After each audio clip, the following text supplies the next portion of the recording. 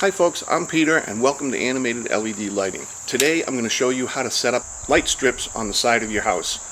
We're going to put them up with these little channels made from Musada. Perfect width. They attach right to the house through these little clips. Little clips that just have a screw hole in them, fit right on there. You're good to go. Real simple to do. It comes with a little bezel to put on it afterwards. Once you put these up, you shouldn't have to put up lights again. These should be forever. They should stay up once and for all. They'll blend in with your white trim work because of the white milky bezel, and you'll be good to go. So stick around. We're going to go ahead and put these lights up today, and I'll show you how we do it. Alright folks, so you'll see I've come down the house with these couple of tracks all the way down to here. We got to put in another one, so I'm going to show you how I do it. And I normally don't go through the drip edge, but last year I had the roof re-roofed and they knocked all the lights down, so I'm putting them back up this year. So I figured this year I'd go ahead and do the video for you. But I kind of have no choice, but I have to go through the drip edge a little bit. There's plenty of overhang here from the shingles and the drip edge itself, so I'm not too worried about causing any problems. But what I do is I just set up an awl. I just use an awl. It's set up right about 1.5 inches back from where I was, and just set a starter hole. It's real simple. Then we can go ahead and put the screw in. So once we have that, we'll just set up a screw inside, and we'll just set this up. Actually, just to be on the safe side, I'm just banging down the drip edge just a little bit, so I have plenty of room to work up there, and this little lip that it has doesn't get in the way. But you go ahead and you set that up.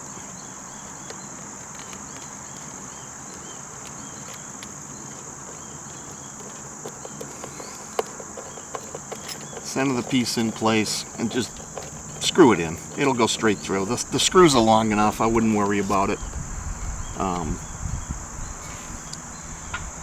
then in this particular case, let me see if I can move this camera and give you a little idea of what's going on here.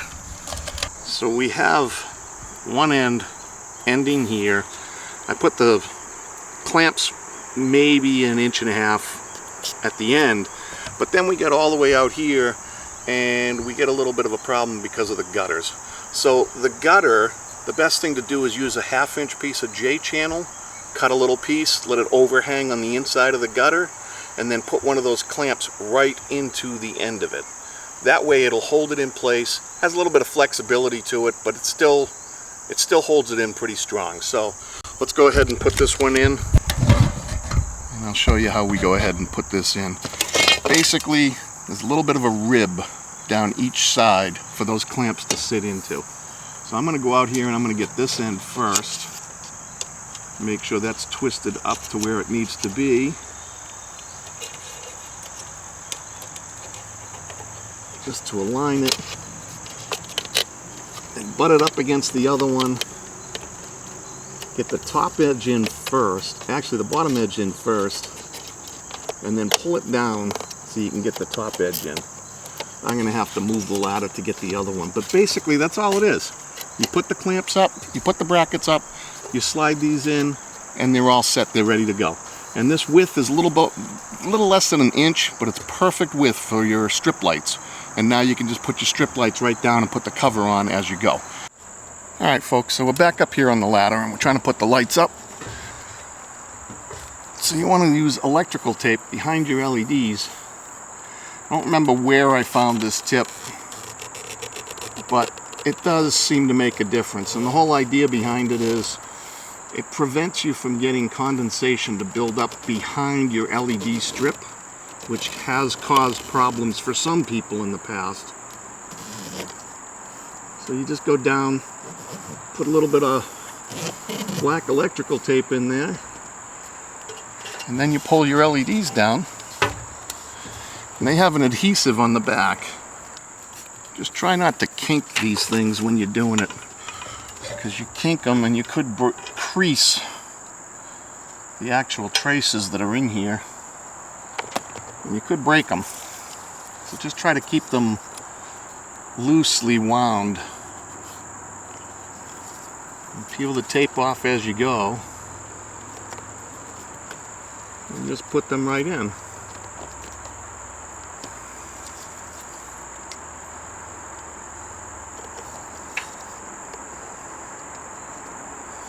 And just be careful with the electrical tape so you don't get it in the notch that you need for your bezel. And then you just take the bezel and you clip that on, which we'll have to get back up here. A little plastic film on the outside of it. Make sure you remove that. And we're in place. So hopefully that helps. Alright folks, so we're going to finish off these lights, show you how we did it. I wish I knew where I found this idea, this little tip. But if you put black electrical tape in the channel before you put your LEDs in, it's supposed to help with any condensation building up behind it. So we take a roll of electrical tape, run it down the line,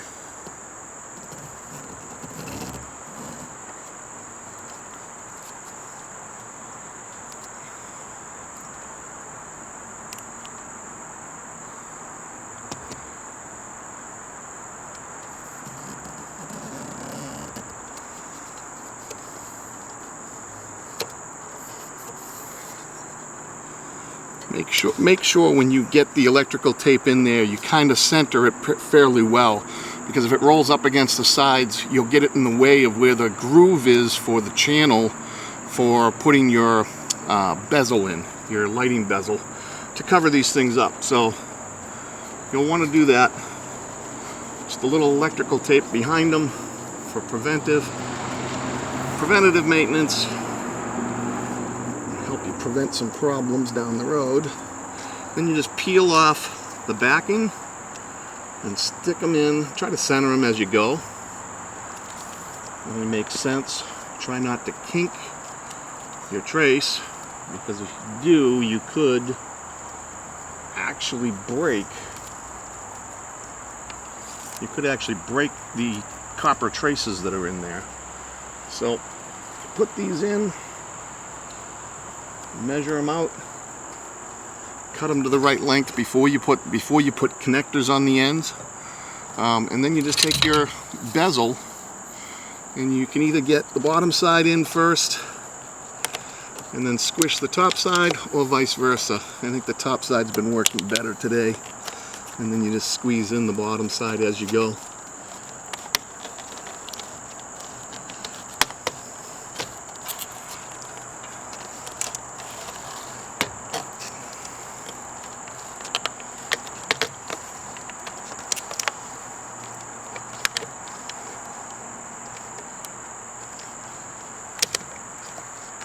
Just got to kind of pinch them as you're going down the track.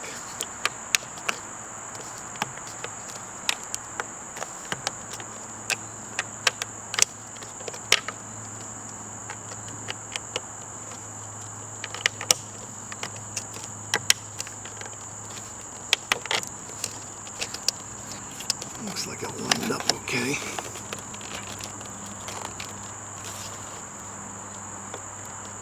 And that seems to be okay. And then you can go ahead. Oh, no. Yep, I messed up the plug at the end, so I'll have to fix this later. But yeah, you need a plug to go ahead and plug in the bottom end.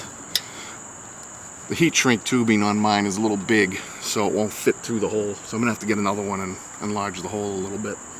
But that's basically how you do it. Laying your bezel on, and then don't forget to peel off your protective layer, and you're done. Move on to the next run, or plug them together and fire them up, see how they work. Alright folks, now that we're up here on the ladder, just want to show you how we use a little J channel, little piece of vinyl siding. Hooks right on to the top of the gutter, it's nice and light, and then you can screw the attachments right into this. Let's see if we can see that a little bit better. You can screw that in so you're not attaching anything physically to your gutters. So that works a little bit better. And then of course these just snap in, you're all set. Like I said before, the electrical tape is just a backing for preventing any moisture from getting in behind the LEDs. And that way you won't get any problems. I learned this somewhere else on the internet. Somebody else had suggested it, and it seems to work fairly well, I guess. Just peel the backing off and stick them right to the black electrical tape. Run them all the way out to the end.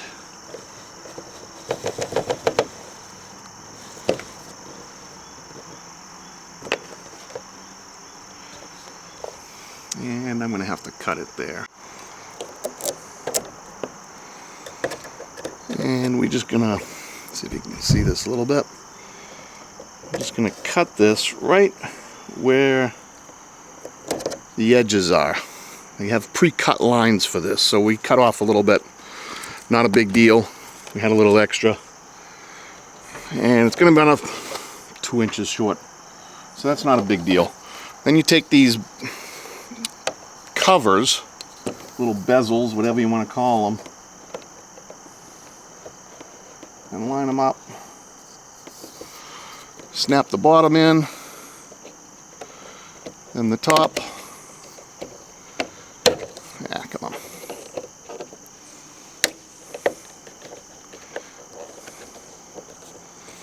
And just keep right going down the line. Snap the top in.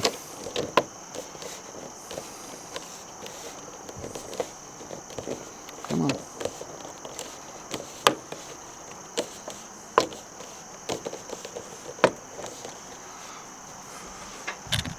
And then don't forget to put your little plug in the end to keep water from getting in there and bugs and anything else to get in there. But that's pretty much all you got to do. Makes it short and simple. Finish snapping this thing in place.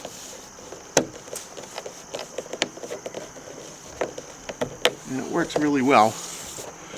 And with the fact that the gutters are white, the J channel is white, covers are white, everything blends in.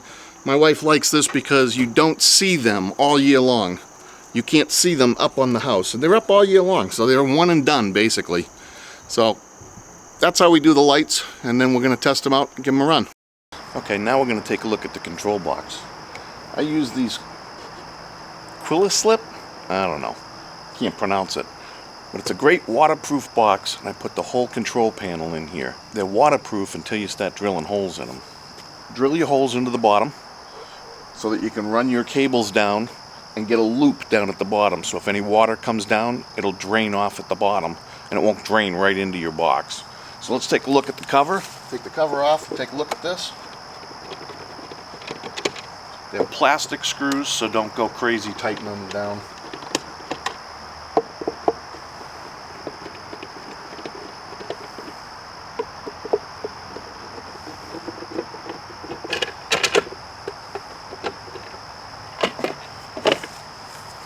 See if we can't zoom in on this a little bit.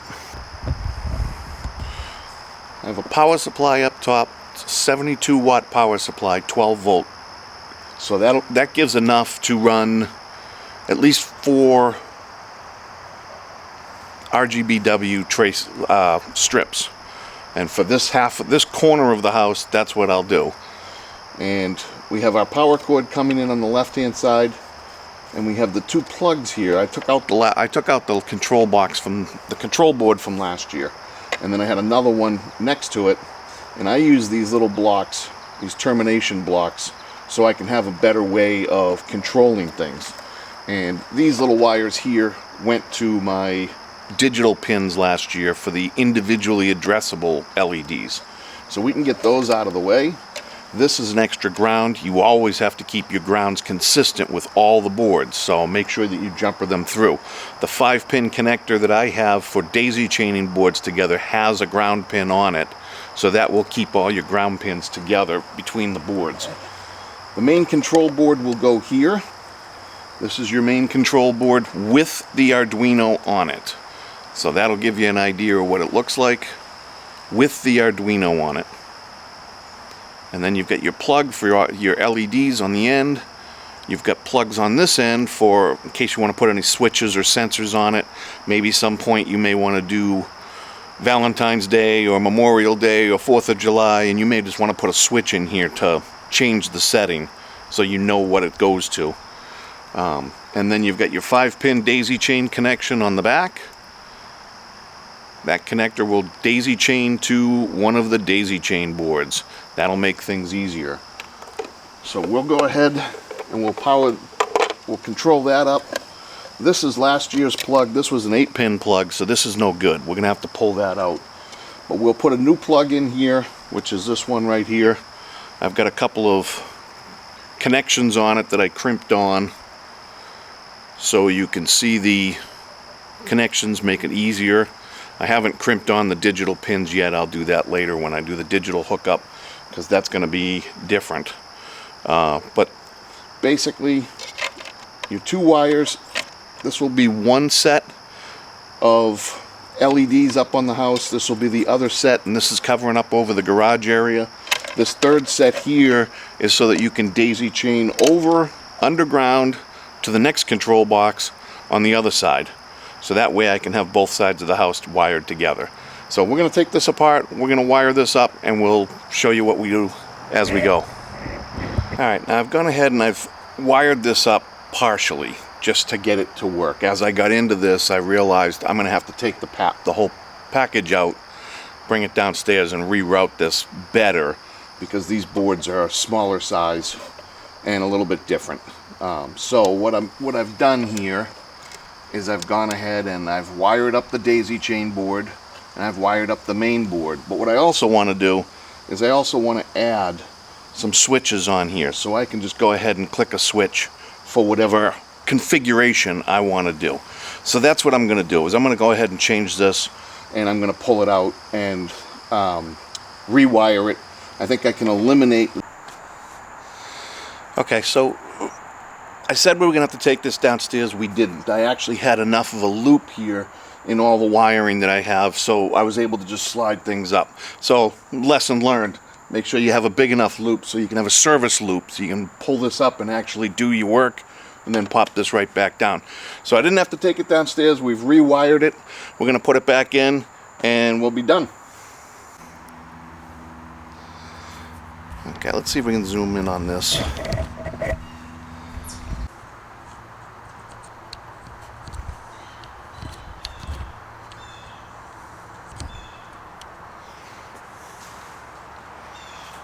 So there you go, all wired up. We're good to go.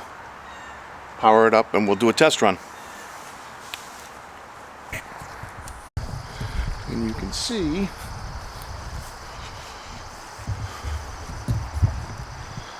that the lights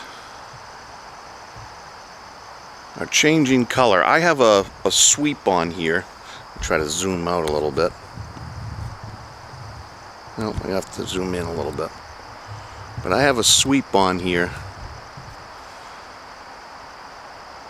and it should go through green, red, blue, and then white. And you'll be able to see that it's going through greens, reds, whites, and back again to green, red, blue, and white. So this is how she's going to work. This will get us down the line. This will get us some colors for a little test run and make sure everything's working, and we'll take it from there. My last couple of videos, people asked for a whole house demonstration. This is it. This is my Halloween show for 2024. I use one projector on the garage, and I tie in the audio through an FM transmitter so people can hear them in their cars, and people can actually hear them when they come up through another speaker I have out here. But all the audio is converted using the A18804 audio to LED converter board. I use one with one Arduino Nano to control it, and then I have 4 more P4804 daisy chain boards to do the rest of the house. It really doesn't entail much. This whole system you see right here is running maybe 35 watts, so less than a 40 watt light bulb. You can be running all of these LEDs.